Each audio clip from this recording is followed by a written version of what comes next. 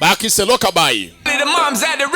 Sasa Rockabye ni iki? Kubaza icyongereza ni kwa kundi umwana umubyinirira cyangwa umubikira agiye kuryama, mbese no gutetesha umwana.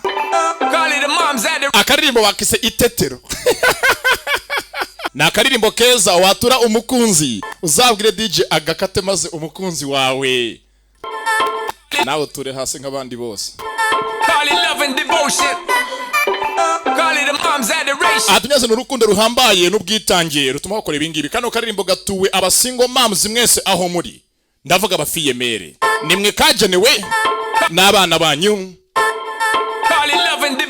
Mugenzi bita urukundo ruhambaye no kwitanga, love and devotion.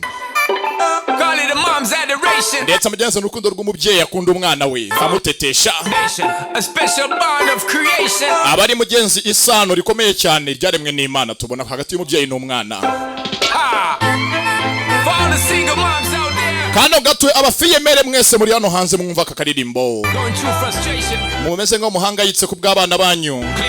Life irakomeye. Aracyari Sean Paul na Clean Bandit hamwe na Animal na Junior GT w'Imana. Mugenzi akora amajoro umubyeyi agitanga ataruhuka, ndetse agahunga akajya kure y'iwabo amaze kwanyaka twite, akeneye ubuzima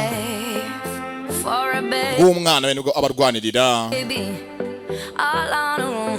ndetse arwana ari wenyine nta wundi umufasha agira ngo atabare uwo yabyaye. Akavuga ati mwana nkunda, nta nimwe mu isi uzakubabaza, nzaguha urukundo rwose mfite mu buzima, nta n'undi mu isi nkunda nkawe, nobody matters like you do. Urukundo rwawe n'ubuzima bwawe nibizaba nk'ibyanjye, ntuzabaho nkanjye, ndetse uzakura ubeho neza, nzakora iyo bwabaga. Bakise Rockabye kubyinirira, gutetesha, nzagukunda ntuzarira, nzakora iyo bwabaga, ndetse ndahari kubwaye mwana wanjye. Ni amagambo ya fiyemera abwira umwana twite cyangwa amaze kubyara, ati mwana wanjye nzavunika ku bwawe, nzitanga ku bwawe.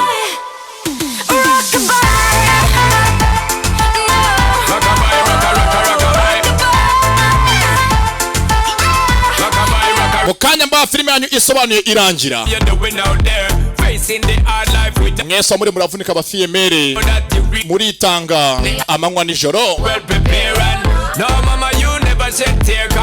Nimujya murira ngo mubigaragaze kandi mufite agahinda, mushaka byose, mukora ibirenze n'ibikenewe.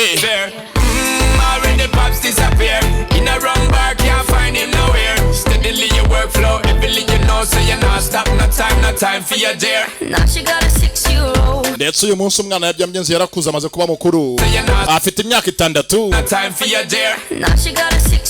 Afite umwana w'umuhungu uyu munsi mukuru imyaka 6, aracyamurwanirira, amuba hafi nk'ibeho ntizamwica muguyaguya.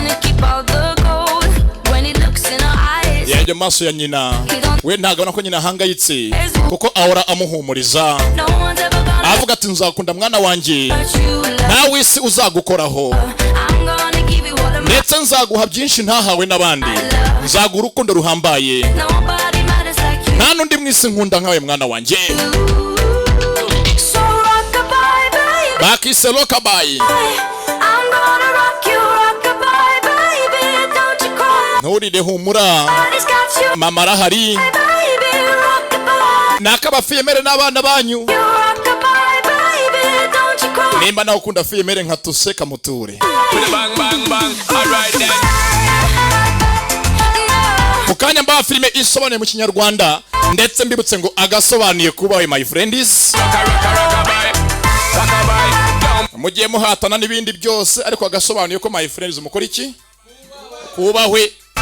Agasobanuye kagiti kubahwe, agasobanuye kakunzwe n'abanyarwanda gakora iki? Kubahwe. Haya. Afite umwana mukuru uyu munsi imyaka 6, ariko aracyamuri hafi amuguyaguya nk'umubyeyi. when he looks in her eyes. yarebye mu maso ya nyina. He is safe when she says. yavuze ati mwana wanjye. She tells him, ooh love. mukundwa nkunda. No one's ever gonna hurt you. nta n'umwe mwese uzagukoraho. I'm gonna give you all of my love. nzaguha urukundo rwose mfite rwanjye. Nobody matters like you. cyane ko mu isi nta wundi nkunda nkawe. She tells him your life. ndetse ubuzima bwawe Ain't gonna be nothing like mine. ntibuzaba nk'ubwanjye. wowe uzabaho neza. You're gonna grow and have a good life. uzakura uba umugabo muzima ndetse ubeho neza. Gonna do what I got nzakora iyo bwabaga. to do. So arihiringa akarara amajoro ngo atunge umwana we. To all the single moms out there, kabagereho cyane. icyo nzi cyo aya magambo na ya buri wese abwira umwana yibyariye ati mwana wanjye byari inzira zikomeye wavutse ari intambara nemeye kuva kwa data ku bwawe njya muri ghetto ariko mwana wa na convention nzayiguha.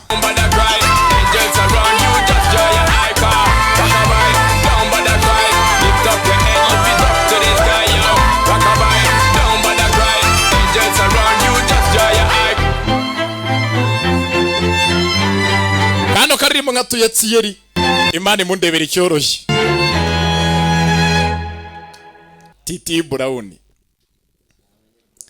mbibutse filime yanyu ubu kano kanyigiye gutangira nizira ko mwese meze fresh muri tayari.